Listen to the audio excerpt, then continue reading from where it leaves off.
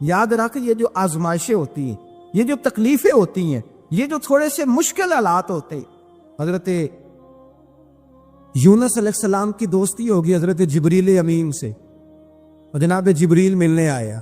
حضرت یونس علیہ السلام فرمانے لگے جبریل میرا دل کرتا ہے مجھے اس بندے کی ملاقات کرا جو اللہ کا سب سے زیادہ عبادت گزار بندہ ہے۔ حضرت جبریل امین لے گئے دور دور فلسطین کے علاقے میں، اور لے جا کر ایک بندے سے ملاقات کرائی جس کی دونوں آنکھیں بھی کوئی نہیں تھی، دونوں بازو بھی کوئی نہیں، دونوں پیر بھی کوئی نہیں، اور اس بندے کی زبان پر لفظ بڑا کیا جاری تھے، یا اللہ تیرا شکر ہے، اے اللہ تیرا شکر ہے، شکر کر رہا تھا۔ حضرت جناب سیدنا یونس علیہ السلام کہنے لگے میں نے تجھے عبادت گزار کو ملانے کو کہا تھا، تو کہاں لے آیا؟ حضرت جبریل کہنے لگے یونس یہ ہر چیز جاننے کے باوجود اپنے رب کی رضا پہ راضی ہے۔ اس وقت دنیا میں نبیوں کے بعد جس سے اللہ سب سے زیادہ پیار کر رہا ہے وہ یہی بندہ ہے، یہ اپنے رب کی رضا پہ راضی ہے۔ اے تن میرا کنگھی ہووے تے میں زلف سجن دی باواں، تے پوش میرے دی جتی بن جائے تے میں یار دی قدمی آواں، مارو مارو مینو مار مکاؤ کوئی عذر نہ پیش لے آواں، تے جے سونا ہی میرے دکھ وچ راضی، جے سونا ہی میرے دکھ وچ راضی، جے سونا ہی میرے دکھ وچ راضی، تے میں سکھ نو چلے ڈاواں۔ مانا کہ جب اس حال میں راضی ہے تو بس ٹھیک ہو گیا، ٹھیک ہو گیا، وصل اچھا ہے نہ فراق اچھا ہے، بس جس حال میں محبوب رکھے وہی حال اچھا ہے، بس جس حال میں انہوں نے رکھا بات ٹھیک ہو گئی۔ اس میں اب انسان شکوہ کرتے پھرے کہ یہ کس طرح ہے وہ کس، اپنے آپ کو مطمئن رکھا ہے۔ مشکل کے بعد جو آسانی حضرت لقمان حکیم، ان کے نام پر قرآن مجید کی پوری سورت ہے۔ حضرت لقمان حکیم علیہ رحمہ آپ اپنے بیٹے کو نصیحت کر رہے تھے، کہنے لگے بیٹا کوئی مشکل آئے تو گھبرانا نہیں، کوئی مشکل آئے تو کرے بیٹوں کو سمجھ آ جائے کہ مشکل آئے تو، سمجھ آ رہی ہے بات کی، مشکل آئے تو۔ اور کیا خوبصورت جملے، بیٹے کو بٹھا کے کہتے ہیں بیٹا چھوٹی مشکل آئے گی تو اللہ بڑی مشکلات آسان کر دے گا، سمجھو چھوٹی مشکلات آئیں تو اللہ نے بڑی مشکلیں اس نے آسان کر دی۔ اور آپ کو بتاؤں اصل انسان ہوتا ہی وہ ہے جو مشکلوں میں جینے کا ڈھب سیکھ جاتا ہے، وہ بن جاتا ہے جو کرب کے حالات میں جینے کا سلیقہ سی۔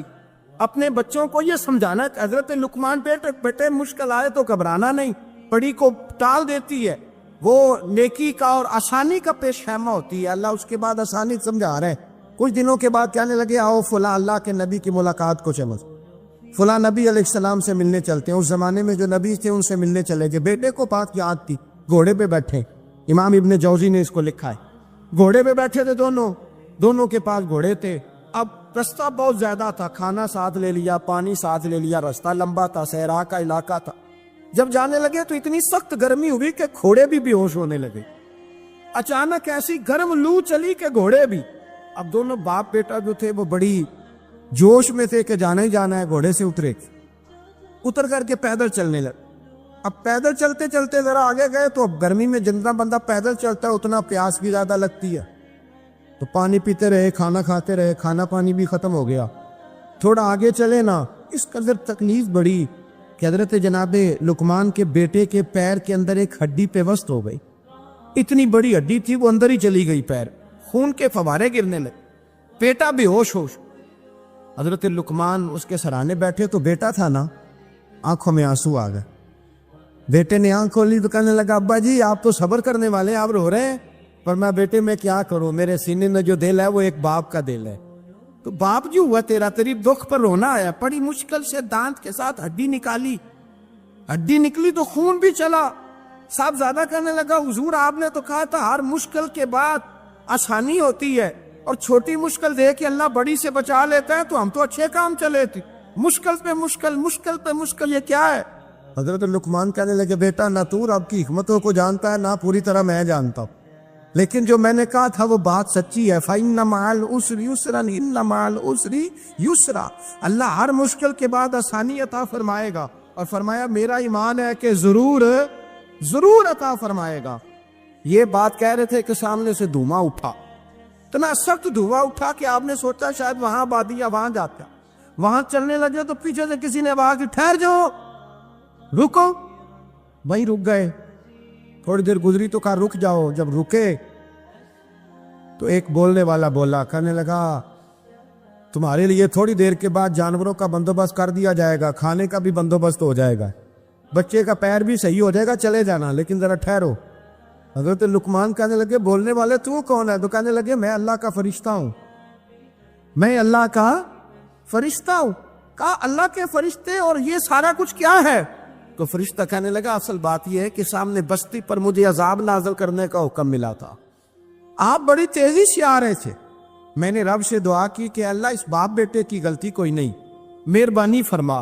رب نے پہلے آپ کو صحرا میں الجھایا, پھر میری دعا کی برکت سے آپ کے گھوڑے ٹھہر گئے, پھر میری دعا کی برکت سے آپ کا پانی ختم ہوا, پھر میری دعا کی برکت سے آپ کے بیٹے کو زخم آیا, پھر میری دعا کی برکت سے سامنے سے دھواں اٹھا. فرمایا یہ جو تمہیں مشکل پہ مشکل آ رہی تھی, یہ تو میرا رب تمہیں عذاب سے بچانا چاہ رہا تھا. یہ جو تمہیں مشکل پر مشکل آ رہی تھی تو میرا مالک تمہیں عذاب سے بچا رہا, تم سمجھ نہیں رہے تھے.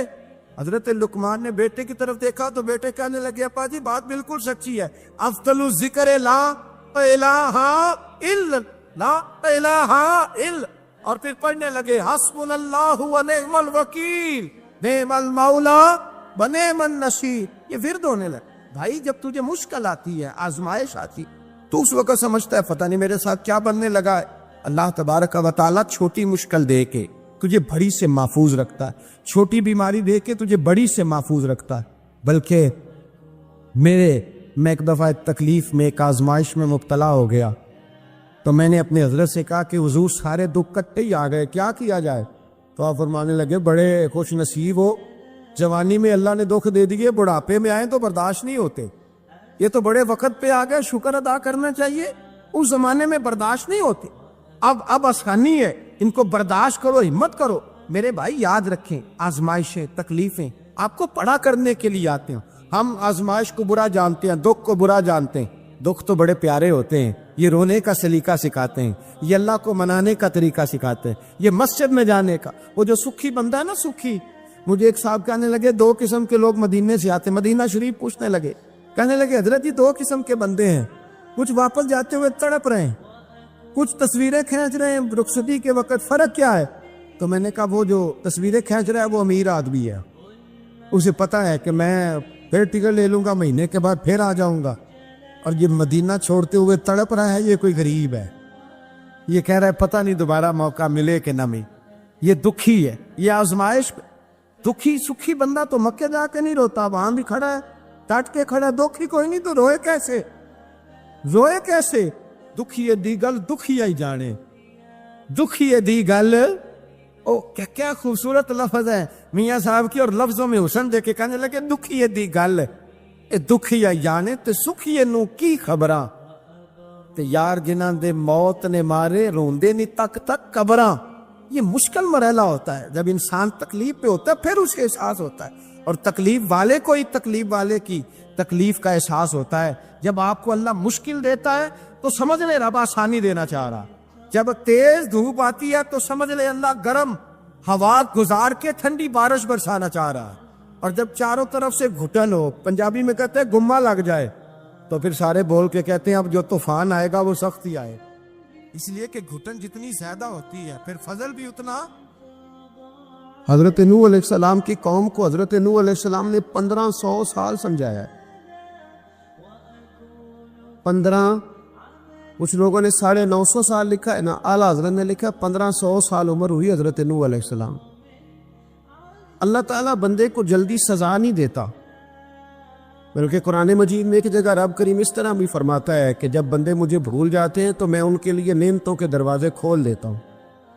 بندہ سمجھتا ہے کہ میں کچھ تو ہے نا کہ میرے اندر, کہ میں جدھر جاتا ہوں خیر ہی خیر ہو جاتی ہے. وہ سمجھتا ہے کہ میری عقل ہے, حالانکہ اللہ اسے ڈھیل دیتا ہے, اللہ اسے ڈھیل دیتا ہے. گناہوں کی سزا کے 3 طریقے, ایک ہے متنبع کرنا, تنبیہ کرتا ہے اللہ, بندہ متنبع ہو جاتا ہے, یہ اللہ کا بہت بڑا احسان ہوتا ہے. ایک ہوتا ہے مہلت دینا, اور ایک تیسرا ہوتا ہے اللہ خفیہ تدبیر کرتا ہے. تھوڑا سا سمجھیے گا, انسان پر کوئی آزمائش آئی, فوراً اس کی چھٹی اس نے کہا کہ وہ فلاں جگہ غلطی کی تھی تب ایسا ہوا ہے. ہوتا ہے نا کئی دفعہ آواز آتی ہے نا اندر سے، چلے بول دے کچھ نہیں ہوتا آپ کو. اللہ جانتا ہے یہاں کوئی کچھ نہیں کہے گا آپ کو. اور ہماری تو ویڈیو بھی نہیں گھومتی، یعنی خبر بھی نہیں ہو کہ کس نے ہاں کر دی کس نے نہ کر دی. آپ بغیر ٹینشن کے بات چیت کریں، آج کچھ نہیں ہوتا ہے انشاءاللہ تعالی. آتی ہے اندر سے آواز. میں آپ سے اس لیے ان چیزوں کی تصدیق کراتا ہوں کہ باقیوں کو بھی آتی ہے کہ نہیں، اس لیے تصدیق. کبھی کوئی کسی جگہ انسان پریشان ہوتا ہے تو محسوس کرتا ہے کہ وہاں مجھ سے ہوتا ہے نا جی، جس کو یہ نصیب ہو جائے بڑا خوش نصیب آدمی ہے.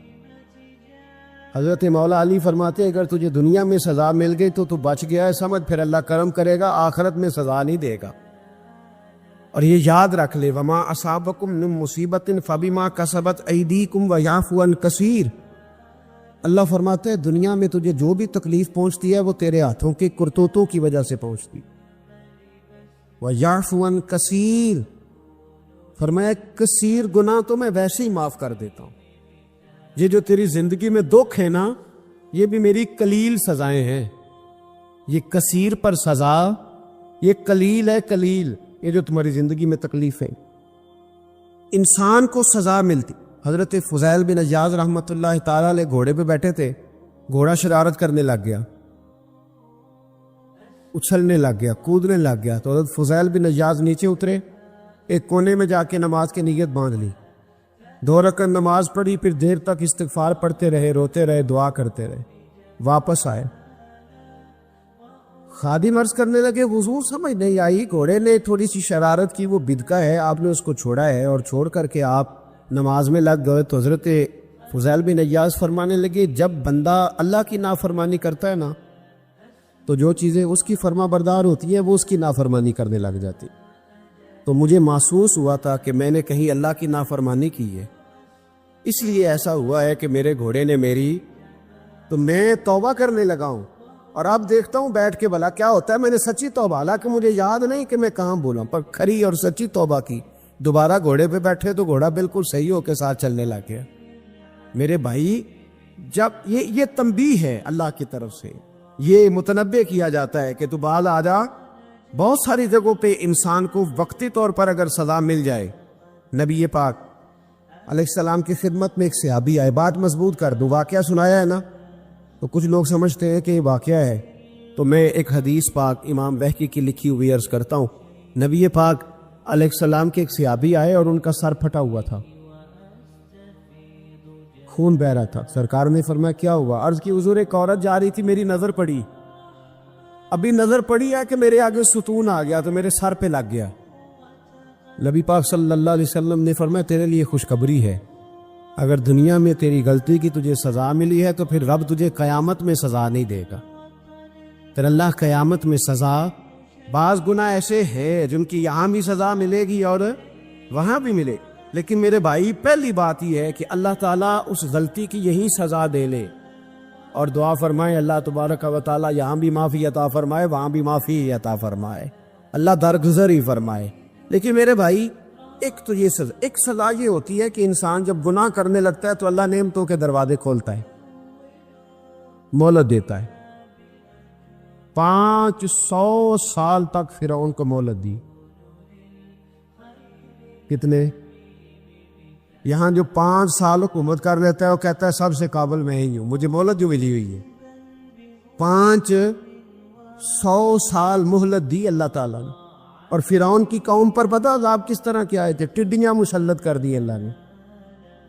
یہ بھومتی نہیں چھوٹی سی، ہم اپنی زبان میں اس کو کچھ لوگ مختلف ناموں سے یاد کرتے ہیں، کوئی مکڑی کہتا ہے، کوئی کچھ کہتا ہے. مسلط کر دی، جاتی نہیں. ان پر بنی اسرائیل کے ان مقابل جو فرعون کی قوم تھی ان پر الزام اس طرح کا عذاب آیا کہ مینڈک مسلط کر دی اللہ تعالیٰ. برتن کھولتے تھے اندر مینڈک نکلتا تھا، دنیا کی ہر دوائی استعمال کرتے تھے لیکن مینڈک نکل آتا تھا. تھوڑا سا سمجھا کریں چیزوں کو. ہمارے رنگ نہیں زیادہ گورے کہ ہم پر عذاب نہیں آتا. کوئی بہت زیادہ اللہ تعالیٰ معاف فرمائے دولت نہیں جمع کرا بیٹھے شاہی خزانے میں کہ ہم سے پوچھا نہیں جائے. یہ مہلت ہے، مہلت کو مہلت سمجھو. پھر جب پکڑ آتی ہے نا اللہ کریم کی، میں نے دیکھا ہے کروڑوں روپیہ، 6 اولادیں، ایک شخص کے بچے باہر سے آ رہے تھے، وہ بندہ بیمار تھا، مجھے کہنے لگا حضرت جی دعا کریں میں ان کے آنے سے پہلے مر جاؤں ورنہ آ کے مجھے مار دیں گے، دعا کریں۔ اتنی بے سکونی، کروڑوں روپیہ پڑا تو یہ عذاب نہیں؟ کوئی ضروری ہے کہ پتھر ہی برسیں گے تو سمجھ آئے گی؟ یہ جو سگا بیٹا بوڑھے باپ کے قریب سے گزر جاتا ہے، سلام نہیں لیتا، تو اس کو عذاب نہیں سمجھتے؟ یہ جو امت کی بیٹیاں، امت کی بچیاں، ہماری بچیاں ایک سال کے اندر 75,000 ہزار بچی ایک ڈویژن سے بھاگ کے شادی کر رہی ہے، اور ایک صوبے سے، تو اس کو آپ اللہ کا عذاب نہیں سمجھتے؟ یہ معمولی بات ہے؟ نہیں ہمارے رنگ ہو رہے، ہم بڑے سمارٹ ہیں۔ 1500 سال مہلت دی نوح علیہ السلام کی قوم کو۔ کتنے سال؟ بول کے بتائیے، بول کے دوبارہ بولیے۔ 1500 سال۔ کوئی آدمی اپنی سمارٹنس پہ خوش نہ ہو جائے کہ 20 سال ہو گئے، میں تو نافرمانی بھی کھا رہا ہوں، روٹی بھی پک رہی ہے، میں تو حرام بھی کھا رہا ہوں، پھر بھی سب ٹھیک ہے۔ 1500 سال مہلت دی۔ پھر حضرت نوح کہنے لگے اللہ میں نے تو بڑا سمجھایا، نہیں باز آتے۔ تو رب کریم نے فرمایا کشتی بناؤ۔ اللہ کے پیغمبر کشتی بنانے لگے تو قوم مذاق اڑانے لگ گئی۔ اب کیا کرنے لگے ہو؟ اب کشتی بنانے لگے ہو، خیر تو ہے، قوم مذاق اڑا رہی ہے۔ حضرت نوح علیہ السلام کا آپ نے کشتی بنائی، پانی کہاں سے نکلا؟ نہ بارشیں ہوئی، نہ سیلاب آئے، ایک تندور تھا اس کے اندر سے پانی نکلنا شروع ہو۔ کبھی تو دور سے بھی پانی نکلا ہے، پر جب نکالنے والا چاہتا ہے تو وہاں سے بھی ایک تندور سے پانی نکلا۔ اتنا نکلا کہ قوم ساری ڈوب گئی۔ قرآن مجید کے صفحات شہادت دیں گے کہ حضرت نوح کی قوم کا بچہ بہ گیا، بچے صرف وہ تھے جو حضرت نوح کے ساتھ ہو گئے، تباہ ہو گئی۔ اللہ بے نیاز ہے، بے نیاز۔ 1500 سال مہلت ملے اور تو پھر بھی کہے رب بڑا کریم ہے، معاف کر دے گا۔ 1500 سال تجھے گنجائش دے اور تو کہے کوئی نہیں، بات معافی ملنی چاہیے ابھی بھی۔ میرے بھائی، حضرت صالح علیہ السلام کی قوم، حضرت صالح نے تبلیغ شروع کی تو کہنے لگے پہلے معجزہ دکھاؤ۔ جی آج تو نہ لوگ معجزے مانگتے ہیں، آج بھی لوگ کرامتیں اور معجزے، اللہ معاف کرے، جو چیزیں معجزہ تو ہو نہیں سکتا، لیکن آج بھی لوگ، آپ یقین کریں، کہتے ہیں یہ بڑی نمازیں پڑھتا ہے تو پھر بخشا کیوں نہیں گیا، پھر کیوں نہیں منو سلوا کیوں نہیں اترا اس بات، پھر میں بھی اسی طرح ہی ہوں، کیا اس کے اندر خوبی آ گئی؟ مولوی بھی ویسے ہی ہے، صوفی بھی ویسے ہی ہے، لوگ مان بھی رہے، روز دلیلیں مان بھی رہے، ابھی بھی لوگ بحث نہیں کرتے، کیا فرق آ جائے؟ ابھی ویسے ہی ہیں سارے۔ اللہ تعالیٰ سے ڈرنا چاہیے۔ ہمیں سامنے والے کی طرف دیکھ کر صحیح ہونے کا حکم نہیں ہے، ہمیں اپنی اصلاح کا حکم ہے، اپنی طرف دیکھ کے اپنے آپ کو ٹھیک کرنے کا۔ الزام لگا کے گزر جانا، اس کا کوئی مطلب؟ سنو اور یاد رکھو، حضرت صالح علیہ السلام سے کہنے لگے پہلے معجزہ دکھائیں، تو حضرت صالح علیہ السلام نے فرمایا اونٹ کہاں سے پیدا ہوتے ہیں؟ کہا اونٹنی کے بطن سے۔ فرمایا آؤ میں تمہیں پہاڑ کے اندر سے اونٹنی پیدا کر کے دکھاتا ہوں۔ کہاں سے؟ پہاڑ کے اندر سے۔ حضرت نوح ساتھ لے کے گئے تو پہاڑ کے اندر سے اونٹنی نکلی، اور اونٹنی بھی گابن تھی، اس کے پیٹ میں بچہ، اور اونٹنی اتنا دودھ دیتی تھی کہ ساری بستی دودھ پی جاتی تھی، پھر بھی دودھ بچ جایا کرتا تھا۔ لیکن حضرت نوح علیہ السلام نے فرمایا اب تم نے دیکھ تو لیا یہ اسے، یہ جتنا دودھ دے گی روٹی بھی اتنی کھائے گی، ایک دن تم سارے پانی پیو گے، ایک دن یہ سارا پانی پیا کرے گی، ایک دن تم سارے باقی جانوروں کو گھاس کھلاؤ گے، ایک دن یہ اونٹنی ہے۔ اونٹنی کا نام کیا؟ ناقۃ اللہ، اللہ کی اونٹنی۔ کس کی اونٹنی؟ نام کیا ہے؟ اللہ کی، یہ اللہ کی اونٹنی ہے۔ تو حضرت نوح علیہ السلام کی اونٹنی، فرمایا اس کی بے ادبی نہ کرنا۔ باز نہیں آئے لوگ، باز نہیں آئے، کہنے لگا جی دودھ دینا تو ٹھیک ہے، پر یہ جو سارا پانی پی جاتی ہے نا، یہ صحیح نہیں، یہ جو ساری گھاس کھا جاتی ہے یہ نہیں تھی، دودھ دینا تو ٹھیک ہے پر یہ نہیں صحیح۔ آپ نے فرمایا اسے کچھ نہ کہنا، اللہ کی اونٹنی ہے۔ میں کہا کرتا ہوں ان لوگوں نے ناقۃ اللہ کی بے ادبی کی، حضرت نوح علیہ السلام کی اونٹنی کی ٹانگیں کاٹ دی، صالح علیہ السلام کی، اور دیکھو اللہ بڑا بے نیاز ہے، اگر پیدا کرنا جانتا ہے تو حفاظت کرنی نہیں جانتا؟ لیکن رب کریم نے فرمایا نہ کرنا، انہوں نے ان کے پیر کاٹ دیے، کانوں پہ چھریاں لگائیں، اونٹنی جب مر گئی، اونٹنی اللہ تبارک و تعالیٰ کی وہ اونٹنی جب مر گئی تو حضرت صالح علیہ السلام کی قوم پر رب کریم نے زلزلہ بھیجا، اذا زلزلت الارض زلزالہا، جب زلزلے آئے گے اور جب ان کا زلزلہ آنت ہے، زلزلہ آتا ہے نا، کیا کرتی ہے قوم؟ لا الہ الا اللہ، لا الہ الا اللہ، کلمے جاری ہو جاتے۔ بلکہ ایک دفعہ ایسا بھی ہوا کہ مسجدوں میں اعلان ہونے لگے زلزلہ آ رہا ہے، جو فجر کے لیے نہیں اٹھے زلزلے کے لیے وہ بھی اٹھ گئے، جن کا دعویٰ ہے نا میری سویرے آنکھ نہیں کھلتی، ان کی لگی نہیں کتنے گھنٹے، بعد میں بھی نہیں لگی، ٹی وی پہ اعلان ہوتے رہے کوئی نہیں آ رہا، سو جاؤ چپ کر کے، لیکن آنکھ لگی۔ موت سے تو ڈرتا ہے، اللہ سے ڈرتا ہی نہیں، موت کا خوف ہے رب کا نہیں۔ زلزلہ آیا، ساری قوم تباہ ہو گئی۔ بتاؤ اگر ناقت اللہ کی گستاخی ہو تو اللہ ناراض ہو جاتا ہے، اور اگر اولیاء اللہ کی ہو،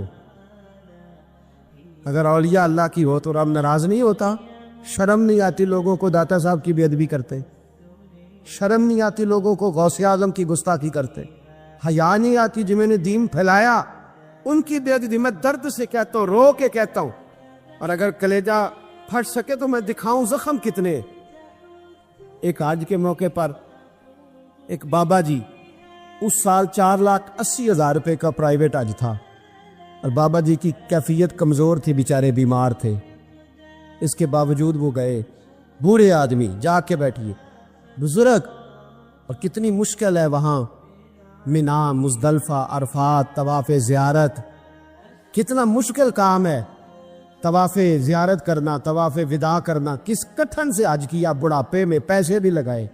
اور جب وہ روضہ رسول پہ گئے صلی اللہ، اور انہوں نے جا کے نبی پاک صلی اللہ علیہ وسلم کے روضے کی طرف منہ کر کے درود شریف پڑھا تو ایک ملا نے اٹھ کے کہہ دیا تو مشرک ہے۔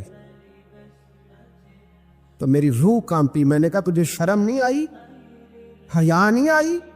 اس کی عمر دیکھ، کس بڑھاپے میں کہاں سے چلا، کہاں آیا۔ یہ مشرک ہوتا تو کسی مندر میں جاتا، یہ مشرک ہوتا تو کسی گرجے میں جاتا، یہ مشرک نہیں، یہ مومن ہے۔ اور یہ وہ والا مومن ہے جس کے سینے میں دل جب دھڑکتا ہے تو خالی دھڑکتا نہیں، ساتھ وہ محمد عربی پہ درود و سلام بھی پڑھتا ہے۔ شرم نہیں آتی لوگوں کو؟ اتنی بڑی گستاخی کرتے، جو روضہ رسول پہ آیا مشرک ہے۔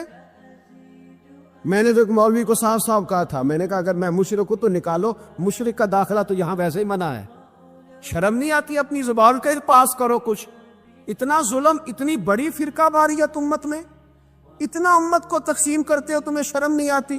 جہاں سے اتحاد کا پیغام دینا چاہیے وہاں سے تم لوگوں کو فرقے کا پیغام دیتے ہو، ایک مقصود فرقے کی تبلیغ کرتے ہو۔ خدا را، تو میں کہہ رہا ہوں ناقت اللہ کی بے ادبی پہ عذاب آتا ہے، تو اولیاء اللہ کی بے ادبی میں نہیں آتا؟ داتا صاحب ساری زندگی تبلیغ کرتے رہے، ایک آدمی نے اٹھ کے کہہ دیا جناب وہ تو شرک کا اڈا ہے، تو رب کریم ناراض نہیں ہوتا ان باتوں سے؟ ہمیں خیال کرنا چاہیے، اللہ سے ڈرنا چاہیے، ان چیزوں سے عذاب آتا اور آ رہا ہے، اللہ تعالیٰ ہمیں محفوظ فرمائے۔ اللہ ہمیں اس سے، قوم لوط پہ بھی عذاب آیا۔ ہم جنس پرستی، مرد مردوں سے بدکاری کرتے، حضرت نوح نے سمجھایا کہ یہ کام درست فطرت کے خلاف ہے، یہ کام درست نہیں۔ جب انسان یہ کام کرتا ہے تو زمین اور آسمان کانپتے ہیں۔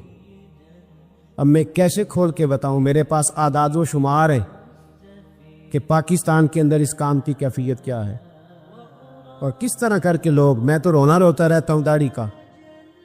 لوگ کئی دفعہ کہتے ہیں حضرت صاحب پہلے بھی آئے تھے تو داڑھی کی بات، پھر بھی آئے تو داڑھی کی بات، تو میں رونا روتا ہوں۔ اس لیے روتا ہوں کہ جو کلین شیو نوجوان ہوتا ہے وہ امرد کے حکم میں ہے، اس پر وہی حکم لگتا ہے جو عورت پہ لگتا ہے، اس کے ساتھ مرد کا اٹھنا بیٹھنا اسی طرح نہ جائے گا جس طرح عورت کے ساتھ۔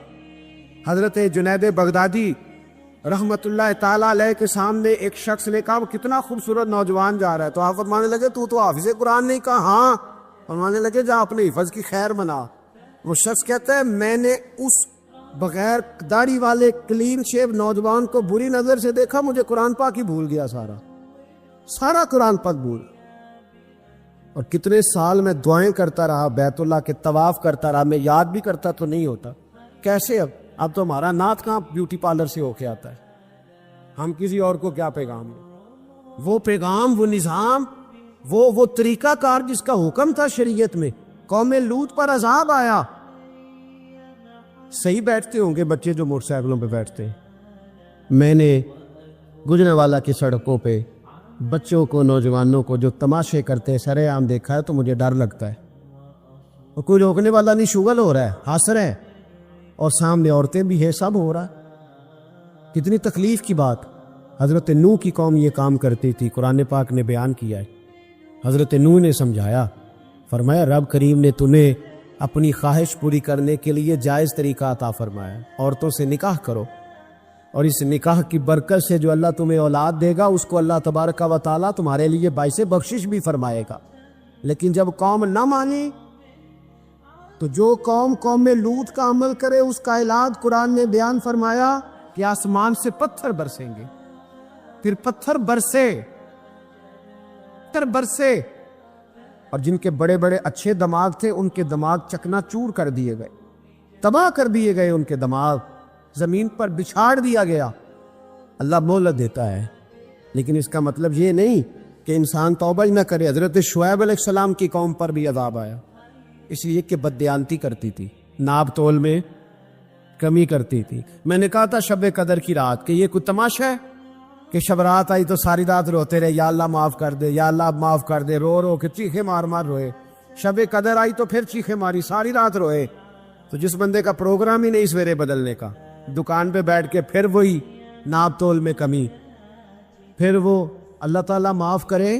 میں ایک مضمون پڑھ رہا تھا تو وہ فوڈ کے اسپیشل لوگ تمہیں لکھا تھا مہربانی کرو ملاوٹ ہی اچھی چیز کی کر لو.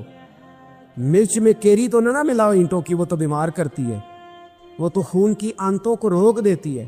وہ کہنے لگا اور وہ کہتا ہے میں تمہیں بتاتا ہوں کون کون سی چیز ملائی جا سکتی ہے، وہ ملا لو. خدا را اس قوم پہ رحم کرو، مہربانی. ایک دوست ہے ہمارے، میں وزیر آباد میں ان کے گھر بیٹھا تھا تو ایک میڈیکل، میرا کسی شخص پہ اعتراض کرنے کا میں مجموعی بات کرتا ہوں. میں ایسے ڈاکٹروں کو جانتا ہوں جو اللہ تعالیٰ فضل کرے سچ مچ کے نیک ہیں، اچھے لوگ. تو بچے کا میڈیکل سٹور ہے، تو والد بیمار ہو گیا تو کہتا ہے ابا جی ڈاکٹر صاحب نے کہا آپ کو ڈریپ لگنی ہے. تو سگے باپ کو ڈریپ لگانے لگا تو باپ کیا کہتا ہے پتر تیری مہربانی مینوں کوئی اصلی لائی، اور نہ لائیں جڑی لوکاں نو لانا ہے. اب وہ پیار سے سنا رہا ہے بات. میں نے اسے کہا کہ یہ تو ڈوب مرنے کا مقام ہے نا، ڈوب مرنے کا مقام. تو جس ملک کے اندر دوائی بھی صحیح نہ بکے، اصلی نہ ملے دوائی بھی، اور پھر وہ قوم کہے کہ ہم نے تو پورے روزے رکھے، ہم نے تو بڑا صدقہ اور خیرات کیا، دوائی بھی اصل نہ ملے. جناب شعیب علیہ السلام کی قوم ناب تول میں کمی کرتی تھی تو اللہ تبارک و تعالیٰ نے ان پر بتا عذاب کس طرح کا بھیجا. شدید گرمی ہوئی. اللہ ہمیں محفوظ فرمائے. سارے آمین کہہ دیا. دیکھے کتنا اچھا موسم کر دیا رب کریم. اللہ ہمیں محفوظ فرمائے، اللہ رحمت فرمائے. شدید گرمی کی لہر آئی، باہر اتنی گرمی ہوئی کہ لوگ اپنے گھروں میں گھس گئے. جس طرح سورج کی شعاعیں گھروں کے اندر داخل ہو جاتے اس طرح گرمی کی لہر اندر داخل ہوئی. اور جس طرح کسی کو آگ لگ جائے تو وہ آدمی اچھلتا کودتا ہے نا، اس طرح یہ لوگ اچھلنے لگے اور اچھل کود کے مر گئے. جرم کیا تھا؟ ناب تول میں کمی کرتے. حضرت داؤد کی قوم بھی تباہ ہوئی. جرم کیا تھا؟ ہفتے والے دن مچھلیاں نہیں پکڑنی تو یہ پکڑتے تھے. حکم ہے نا مسلمان کو نماز کے ٹائم کوئی اور کام نہیں کرنا، نماز پڑھنی ہو. میرا خیال ہے مسلمان تو فٹافٹ آ جاتے ہیں، سارے ہی پہنچ جاتے ہیں نا مسجدوں میں. ہلکا ہلکا بول رہے ہیں آؤ، کیوں نہیں پہنچتے؟ اگر حضرت سیدنا، اور پتہ انہیں صلاح کیا ملی؟ اللہ نے فرمایا اس ٹائم عبادت کرنا ہے، کام نہیں کرنا، وقت نہیں ہے کام کا. انہوں نے مچھلیاں پکڑی، 12,000 لوگ تھے. پتہ ہے مالک نے صلاح کیا دی؟ بندر بنا دیا اللہ کریم. قرآن مجید کا پہلا سپارہ پڑھے فَجَعَلْنَاهَا نَكَالًا لِمَا بَيْنَ يَدَيْهَا وَمَا خَلْفَهَا. اللہ فرماتے پچھلوں کے لیے بھی عبرت بنا دیا، بعد والوں کے لیے بھی عبرت، نشان عبرت بنا دی. بندر بن گئے، اور جو ان کے دوست جو بچ گئے تھے ان کے پیر چومتے تھے، روتے تھے. آپ کے پاس جتنی بھی نعمتیں ہیں ان کو اگر آپ شمار کریں تو کبھی آپ کہیں گے کہ ساری نعمتوں میں آنکھ زیادہ ضروری ہے، کبھی کہیں گے کان زیادہ ضروری ہے، کبھی کہیں گے زبان زیادہ ضروری ہے، کبھی کہیں گے دل زیادہ ضروری ہے، کبھی کہیں گے روح زیادہ ضروری ہے. لیکن میں آپ سے عرض کروں، ان ساری چیزوں کے بغیر گزارا ہو سکتا ہے، رسول کائنات کی غلامی کے بغیر گزارا نہیں ہو. کیوں؟ اس لیے کہ اگر حضور کی شفقت نہ ہو، نبی پاک علیہ السلام کی رحمت نہ ہو. وہ ابن القیم نے ایک جگہ پہ کہا تھا کہ یہ حضور نے ہمیں انسان بنایا ہے، یہ نبی پاک علیہ السلام نے انسانیت کے اسباق پڑھائے ہیں. اخلاقی رویے کیا ہوتے ہیں؟ حضور نے بتلائے ہیں. اگر حضور کا کرم نہ ہوتا تو انسان ایک دوسرے کو کاٹ کے کھاتا. یہ حضور نے بتلایا ہے کہ تم نے کس طرح زندگی کو گزارنا ہے. محبوب کریم علیہ السلام کا وجود نور ایک ایسی چیز ہے کہ اگر وہ کائنات سے معاذ اللہ سائڈ پہ کر دیا جائے تو اس کائنات کا قائم رہنا کسی صورت بھی ممکن ہے ہی نہیں. اسی لیے تو اقبال نے کہا تھا کہ ہو نہ یہ پھول تو بلبل کا ترنم بھی نہ ہو، چمن دہر میں کلیوں کا تبسم بھی نہ ہو نہ یہ ساقی تو پھر میں بھی نہ ہو، خم بھی نہ ہو، اور بزم توحید بھی دنیا میں نہ ہو، تم بھی نہ ہو. وہ بڑی بات کہہ گئے ہیں، میں نے بھی اس کو کوئی نہیں کھولنا. کہتے ہیں بزم توحید بھی دنیا میں نہ ہو، تم بھی نہ ہو، خیمہ افلاق کا استادہ اسی نام سے ہے، اور نبض ہستی تپش آمادہ اسی نام سے ہے. تو اقبال پھر ہمیں کرنا کیا ہے؟ کہنے لگے کرنا آپ کو یہ ہے کہ قوت عشق سے ہر پست کو بالا کر دے اور دہر میں اسم محمد سے اجالا کر دے. یہ کرنے کا کام ہے. اس رستے پہ آپ چل پڑیں. میرے بھائی، پہلی امتوں کے آپ تذکرے پڑھ لیں، کتابوں میں موجود ہیں.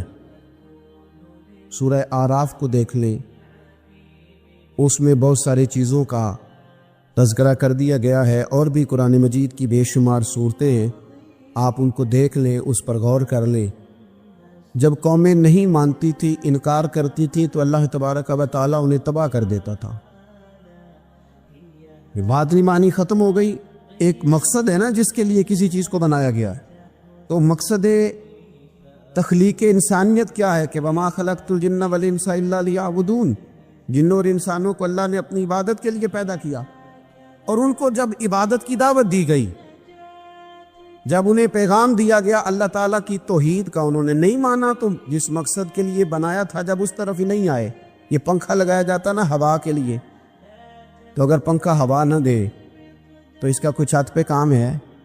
اس کو اتار کے تو آپ سکریپ والے کے پاس بھیج دیں گے، بھی ختم ہو گئی بات. تو مقصد جو تھا نا، اللہ کی عبادت تھی. تو جب قومیں اللہ کی عبادت کی طرف نہیں آئیں تو اللہ نے انہیں تباہ کر دیا اور صفحہ ہستی سے مٹا دیا. اللہ تعالیٰ کے پیارے محبوب علیہ السلام نے کفار مکہ کو، قریش کو، عالم عرب کو، عالم انسانیت کو دعوت دی. وداعیا الی اللہ باذنہ وسراجا منیرا. اس منصب پر فائز ہو کر حضور نے دعوت دی. جب انہوں نے دعوت کا انکار کیا، حضور نے انہیں عذاب سے ڈرایا، اللہ کے عذاب سے، چونکہ حضور نذیر ہے. انہوں نے یہ کہا کہ اگر آپ کہتے ہیں نا کہ ہم پر عذاب آئے گا تو پھر آپ وہ عذاب لے آئیں، ہم پہ آئے. جب کوئی آدمی منہ سے تباہی مانگے، جب کوئی شخص اپنے منہ سے یہ کہے کہ کر لیں جو ہوتا ہے معاذ اللہ، تو اگر تو سامنے والا کمزور ہو تو شاید وہ کچھ نہ کر سکے. لیکن یاد رکھنا، کئی دفعہ کمزور ہوتا ہے تو کچھ نہیں کرتا، تو کئی دفعہ مہربان بڑا ہوتا ہے. رحمان اور رحیم کئی دفعہ کرم نوازی کرتا ہے. جب انہوں نے کہا نا کہ لائیں وہ عذاب ہے محبوب جس کا آپ وعدہ کرتے ہیں، تو اللہ نے کیا فرمایا؟ وما کان اللہ لیعذبہم وانت فیہم. محبوب، رب کی یہ شان ہی نہیں کہ انہیں عذاب دے. کیوں؟ اس لیے کہ آپ ان کے درمیان موجود ہیں.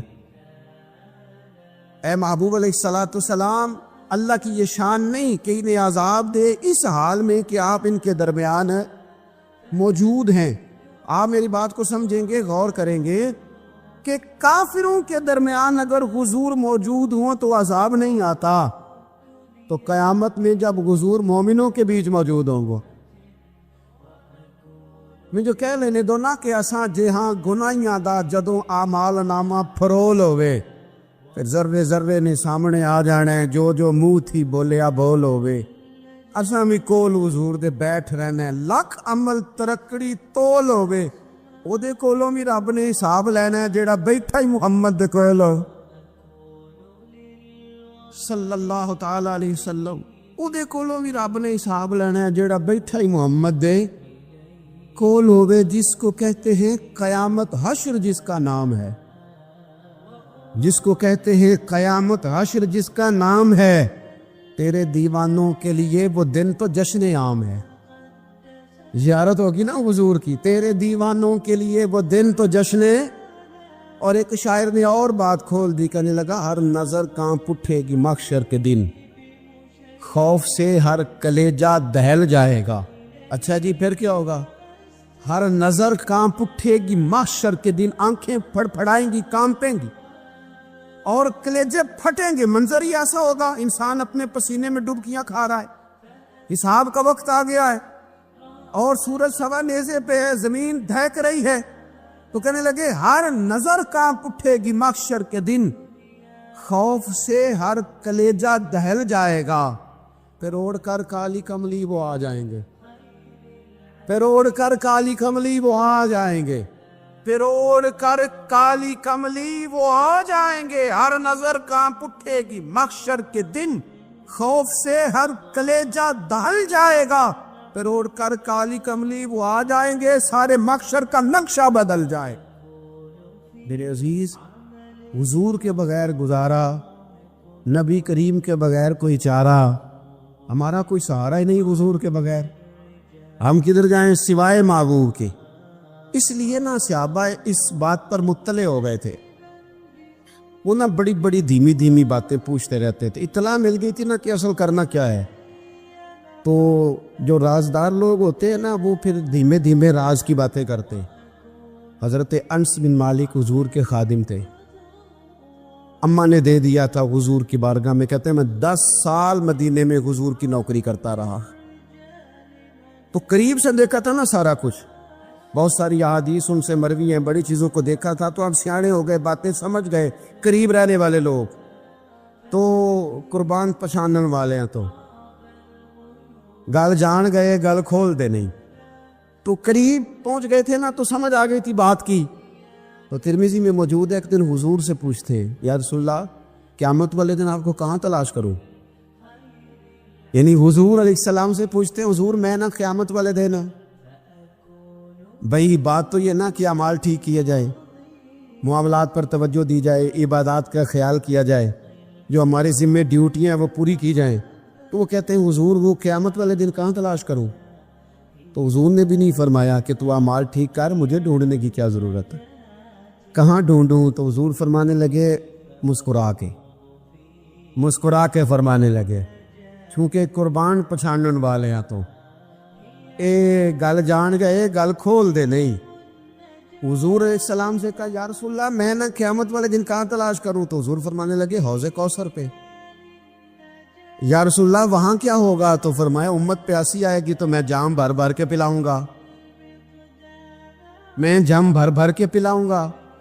ایسا کی تیری خیر تیرے میں کدے کی خیر، ایسی پلا کہ جس کا نشہ عمر بھر رہے۔ اور ایک نے کہا تھا کہ طیبہ سے منگائی جاتی ہے، سینوں میں رچائی جاتی ہے، توحید کی میں پیالوں سے نہیں نظروں سے پلائی جاتی۔ حضور صلی اللہ علیہ وسلم نے فرمایا حوض کوثر پہ بھی جام پلائیں گے؟ سیانے بڑے تھے حضرت انس اور بلا ہمارا کر رہے تھے، یہ حضور سے پوچھ کے نا تو ہمیں ایڈریس بتا رہے ہیں، کیونکہ حدیث روایت کر دی نا تو ہمیں ایڈریس سمجھا دیے، پتے بتا دیے کہاں پہنچنا ہے، ساری جگہ سمجھا دی۔ چلیں جدید دور آ گیا ہے، انہوں نے لوکیشن بتا دی کہ کہاں کر کے نا کس جگہ جا کے سٹاپ کرنے کام۔ یا رسول اللہ وہاں ملاقات نہ ہوئی تو حضور نے فرمایا پھر پل صراط پہ آنا۔ یا رسول اللہ وہاں کیا ہوگا؟ فرمایا امت گزر رہی ہوگی اور میں دعائیں مانگ رہا ہوں گا، رب سلم امتی رب سلم امتی، یا اللہ میری امت کو سلامتی سے گزار دے، تو وہاں آ جانا، میں دعائیں وہاں مل جاؤں گا۔ قربان ٹائم فاضل بریلوی بول پڑے، کہنے لگے خدا کی رضا چاہتے ہیں دو عالم، خدا چاہتا ہے رضائے محمد، اجابت کا جوڑا عنایت کا سہرا دلہن بن کے نکلی دعائے محمد، اجابت نے جھک کر گلے سے لگایا بڑی ناز سے جب دعائے محمد، رضا اب پل سے وجد کرتے گزریے کہ ہے رب سلم دعائے محمد صلی اللہ علیہ۔ تو عرض کی یا رسول اللہ وہاں ملاقات نہ ہوئی؟ تو میں نے کہا وہ ہمیں لوکیشن سمجھا رہے تھے، انہیں تو پتا تھا پہلے ہی، ایک قربان پچھانن والے ہیں، تو ایک گل جان گئے گل کھول دے نہیں، تو وہاں نہ ملاقات ہوئی تو حضور نے فرمایا پھر میزان عمل پہ آنا۔ یا رسول اللہ وہاں کیا ہوگا؟ فرمائے امت کے عمل تول رہے ہوں گے اور میں ان کے لیے دعائیں کر رہا ہوں گا۔ میں نہیں جا سکا کبھی بچوں کے ساتھ پیپر دلوانے، استاد کو اجازت نہیں دیتے، کہتے ایگزامینر اور آئے گا کوئی، جس نے پڑھایا ہو اسے اجازت نہیں کہ تو جا۔ ابا جی کو اجازت نہیں ہوتی کہ وہ ایگزامینیشن ہال میں جائے، وہاں تو کوئی اور لوگ آتے ہیں۔ یہ بھی عجیب سبق ہے نا کائنات کا کہ سارے تعلیم و تربیت کے اسباق بھی حضور پڑھائیں، رنگ بھی سارا حضور ہی بتائیں، اور قبر کے سوالات بھی سارے ہمیں حضور بتا دے، اور جب پیپر ہونے لگے تو سرانے میں کھڑے ہو جائیں۔ تو پھر کیا لینا ایک دفعہ پھر کہ وہ دیکھو لو کہ رب نے حساب لینا، جیڑا بیٹھا ہی محمد دیکھو لو، وہ دیکھو لو کہ رب نے حساب لینا۔ میرے عزیز ہمارا گزارا نہیں حضور کے بغیر۔ لوگ اصل میں نا ہمارا مسئلہ نہیں سمجھتے، ہمارا مسئلہ کچھ اور ہے۔ لوگ ہمیں نا بلا وجہ پریشان کرتے، کبھی جھنڈے سے، کبھی ڈنڈے سے، کبھی جھنڈی سے، کبھی کسی شے سے، کبھی کسی شے سے، کبھی کہتے ہیں وہ نعت اونچی پڑھ لی، کبھی کہتے ہیں سلام اونچا پڑھ لیا، کبھی کہتے ہیں وہ جھنڈیاں لگا دی۔ میں نے کہا آپ کی بات بھی ٹھیک ہے پر ہمارا مسئلہ تو سمجھو نا، ہمارا گزارا نہیں نا بھائی۔ جو کسے دا عاشق ہوئے وہ گل لو سے دیکھو، 100 مکر بہانے کر کے۔ میں پوچھے ہے میاں صاحب نو مزار تے جا کے کہ مکر کرنے ٹھیک نہیں؟ تو سا کہنا مکر کردا ہے تے حضور ہے ٹھیک نے؟ کہ مینوں لگدا ہے کہ پولا جال دے سے پے کہ سونا راضی کرنا ہوئے تے موڑ ٹھیک نے۔ حضور نے ایک دن کہا تھا، حضرت ابو سعید خدری نے کہا یا رسول اللہ آپ قرآن پاک کی تلاوت کر رہے تھے، قرآن پاک بڑا سونا پڑھتے تھے نا، تو نبی کریم نے سن لیا، اب کیا کریں دلیل دیں گے تو بات مضبوط ہو جائے گی۔ حضور نے سن لیا تو بعد میں فرمایا ابو سعید تو بڑا سونا قرآن پڑھتا ہے، رب کے علاوہ کسی کو دکھا کے عبادت کرنی جائز ہے؟ حضرت ابو سعید خدری کہنے لگے سن رہے ہیں، مجھے پتہ نہیں تھا آپ سن رہے ہیں، ورنہ میں نے تو اور بنا بنا کے پڑھنا تھا۔ اب تو مان جاؤ نا، جو کسے دا عاشق ہوئے گل اسے دی کرد ہے، 100 مکر بہانے کر کے، 100 مکر بہانے کر کے او دے ہی مرنے مرد ہے۔ میرے عزیز ہماری مجبوری ہے، لوگ اس بات کو سمجھتے نہیں، ہماری مجبوری ہے، حضور کا میلاد ضروری ہے۔ لوگ سمجھتے نہیں بات کو، اس لیے بلا وجہ رٹا ڈال کے بیٹھتے ہیں۔ بھئی ہم نے تو کوئی رٹا ڈالنا نہیں، نہ سیاست کا، نہ دولت کا، نہ اقتدار کا، نہ کسی اور چیز کا۔ سیاست دے جھگڑے آسان چھوڑ دیتے، اتنے محبت دا جھگڑا ہے، یہ چھڑا کوئی نہیں سکتا۔ تو میرے عزیز ہمارا حضور کے بغیر گزارا، اور نبی پاک علیہ السلام کے بارے میں رب فرماتا والا سوف یعطیک ربک فترضی، محبوب میں آپ کو اتنا دوں گا کہ آپ اپنے رب سے راضی ہو جائیں گے۔ کیا کروں میں؟ اب یہ آیت اتنی شاندار ہے۔ حضرت امام زین العابدین رضی اللہ تعالیٰ عنہ سے کسی بندے نے کہا قرآن پاک میں سب سے زیادہ امید والی آیت کون سی ہے؟ اس کا خیال تھا لا تقنطوا من رحمت اللہ کہیں گے، اللہ کی رحمت سے نا امید نہ ہونا۔ اس نے کہا حضور سب سے امید والی آیت بتائیں۔ وہ کہتا میرے ذہن میں تھا کہ یہ والی آیت پڑھیں گے۔ تو امام زین العابدین رضی اللہ تعالیٰ عنہ فرمانے لگے سب سے امید والی آیت ہے والا سوف یعطیک ربک فترضی، رب کہتا ہے محبوب اتنا دوں گا کہ آپ اپنے رب سے راضی ہو جائیں گے۔ آیت نازل ہو گئی تو حضور پتہ کیا فرماتے ہیں صحابہ سے؟ فرماتے ہیں رب کہتا ہے حبیب تجھے راضی کرنا ہے، اور جب تک میرے سارے غلام جنت میں گئے نہ میں نے اللہ سے راضی ہونا ہی نہیں، میں نہیں راضی ہوتا اللہ سے۔ سارے جائیں گے تو میں تو کہتا ہی رہوں گا نا قربان پچھانن والے آتا، او گل جان گئے پر گل کھول دے، او گل کھول دے نہیں۔ پتہ چل گیا بات کا، حضور کے بغیر گزارا، حضور کے بغیر کوئی چارہ ہی نہیں۔ اور خود حضور کیا فرماتے؟ یہ سنن ابن ماجہ ہے، میرے رسول پاک صلی اللہ تعالی علیہ وسلم ارشاد فرماتے، حدیث کے راوی حضرت ابو موسیٰ اشعری رضی اللہ تعالیٰ عنہ، حضور فرماتے کہ اللہ نے مجھے اختیار دیا۔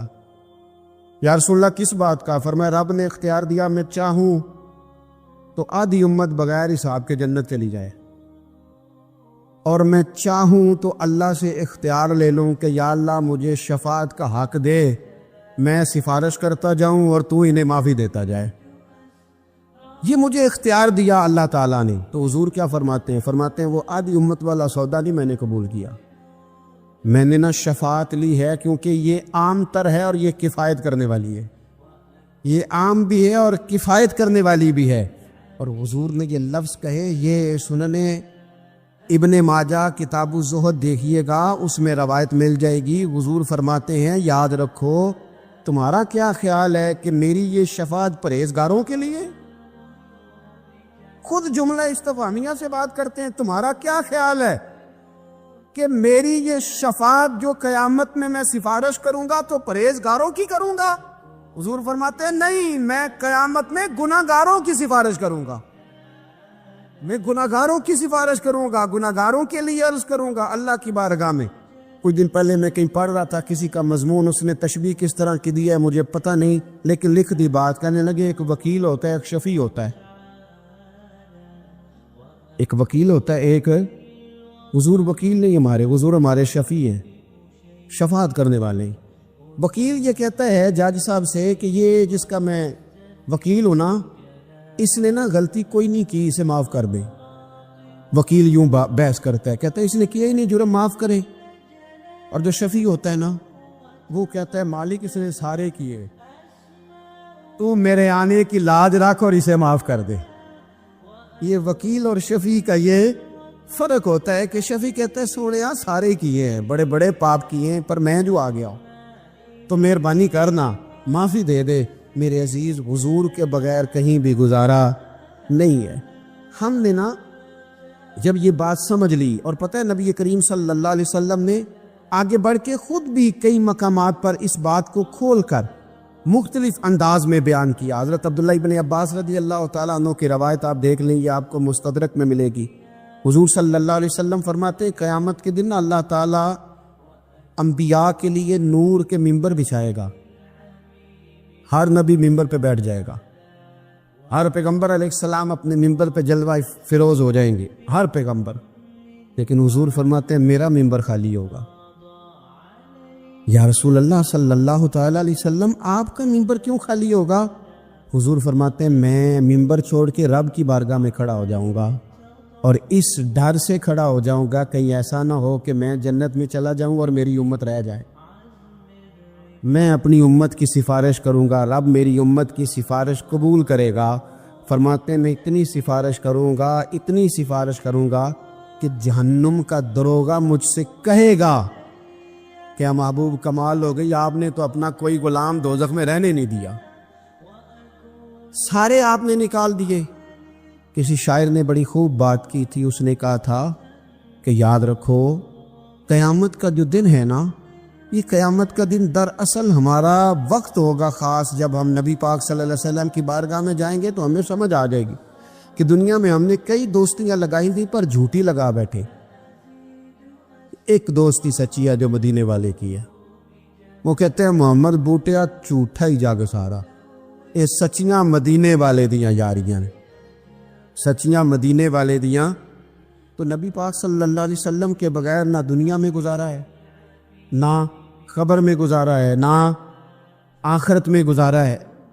اب ایک سبق ہے، وہ سبق بھی آپ نے ضرور یاد کرنا ہے۔ جس شخصیت کے بغیر ہمارا گزارا نہیں، نہ قبر میں، نہ عشر میں، نہ پل صراط پہ، نہ میزان عمل میں، نہ حوض کوثر پہ، تو ہمارا ان کے بغیر دنیا داری میں گزارا کیسے ہو جاتا ہے؟ ہمارا تجارت بھی حضور سے سیکھے، گھرداری بھی حضور سے سیکھے، شادی بیاہ کے طریقے بھی حضور سے سیکھیں۔ جب گزارا نہیں حضور کے بغیر تو پھر زندگی کے سارے سلیقے حضور سے سیکھیں۔ پھر ادھر ادھر جانے کی ضرورت ہے، حضور کی سیرت کو پڑھیں، سوانے کو پڑھیں، حیات مبارکہ کا مطالعہ کریں۔ یہ جو ہم میلاد کا جلوس لے کے نکلتے ہیں نا، جب ہم نے نا بہت ساری چیزوں کو سطحی سا سمجھ لیتے ہیں معاذ اللہ بعض اوقات، یہ جب ہم میدان میں نکلتے ہیں نا، میلاد کے جلوس میں حضور کے نام کا نعرہ لگاتے ہیں، تو ہم نہ للکارتے ہیں اس نظام کو جو نظام حضور سے پہلے تھا۔ امیر غریب کی تقسیم تھی، ذات برادری کی تقسیم تھی، چھوٹے بڑے کی تقسیم تھی، گورے کالے کی تقسیم تھی۔ ہم جب میدان میں نکل کے نعرہ لگاتے ہیں تو ہم اس نظام کو للکارتے ہیں، ہم کہتے ہیں وہ نظام نہیں چلے گا، وہ حضور کا میلاد ہو گیا ہے۔ اب نظام وہ ہے کہ جس پلیٹ میں ابو بکر صدیق کھانا کھائیں گے اسی میں بلال حبشی بھی کھائیں گے۔ اب نظام وہ ہے کہ اگر غریب آدمی جرم کرے گا تو سزا ملے گی، تو اگر گورنر کا بیٹا جرم کرے گا تو سزا اسے بھی ملے گی۔ اب حضور کا نظام آ گیا، ہم اس نظام کی طرف بڑھتے ہیں، اپنے آپ کو حضور کے قدموں کی طرف مائل کریں۔ میلاد صرف 1 سے 12 ربیع الاول تک نہیں، میلاد سارا سال ہے، ذکر میلاد سارا سال ہے، میلاد کی محفل سارا، اور میلاد صرف مسجد میں نہیں، گھر میں بھی ذکر میلاد، دکان میں بھی ذکر میلاد۔ ذکر میلاد سے مراد حضور کی تعریفیں، نبی پاک کی شانیں، حضور کی باتیں، آ میرے دل آمنہ کے لال کی باتیں کہ چہرہ والشمس کے اجلال کی باتیں کریں، اپنی طبیعت حضور کے ساتھ لگائیں، اپنے آپ کو حضور کے قدموں سے وابستہ کریں اور عشق کریں نبی پاک سے۔